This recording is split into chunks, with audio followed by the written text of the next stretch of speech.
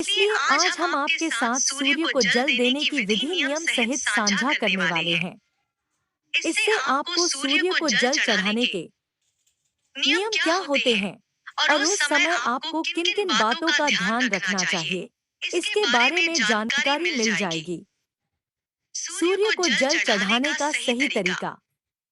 सूर्य देव को जल चढ़ाने के मुख्य रूप से 10 नियम होते हैं। यदि कोई व्यक्ति सूर्य देव को जल चढ़ा रहा है तो उसे इन 10 नियमों का पालन करना आवश्यक होता है।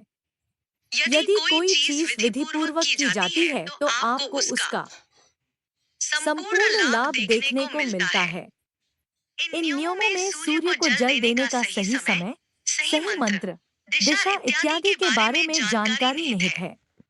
इसलिए अब हम आपके सामने एक एक करके सूर्य को जल देने के नियम रखने जा रहे हैं। आइए जानें इनके बारे में।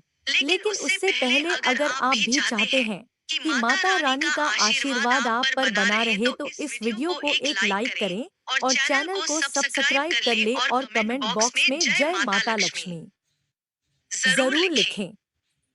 1. सूर्य को जल चढ़ाने का समय। कुछ लोग समझते हैं कि वे जब भी उठे तो उस समय नहा धोकर सूर्य देव को जल दे सकते हैं, फिर चाहे सुबह के 9 बजे हो या उससे भी ज्यादा, किंतु यह बिल्कुल भी ठीक नहीं है।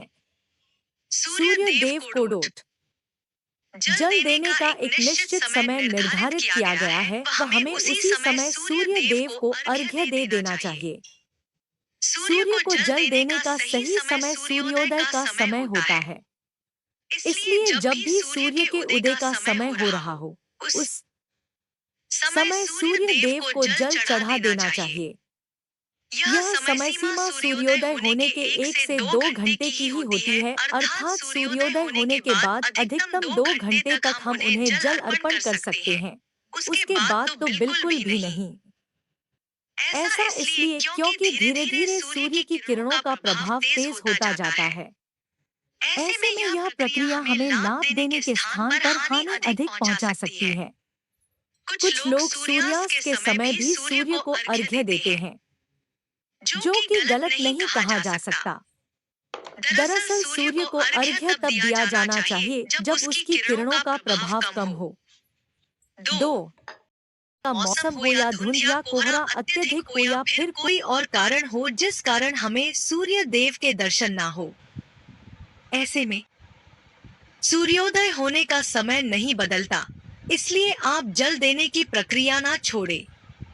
यह तो हम सभी जानते हैं कि सूर्योदय होने की दिशा पूर्व है, वह सूर्य हमेशा उदय होता है, फिर चाहे हम उसे अपनी आंखों से देख पाएं या नहीं। ऐसे में आप सूर्य ना दिखने की स्थिति में पूर्व दिशा की ओर मुख करके भी सूर्य दादा को जल दे सकते हैं। पीने के लिए तांबे के पात्र का इस्तेमाल करना अच्छा होता है। सूर्य को जल चढ़ाने से पहले पानी में 1 चुटकी रोली और लाल फूलों के साथ जल अर्पित करें। सूर्य देवता को जल अर्पित करते समय 11 बार सूर्याय नमः का जाप करना चाहिए।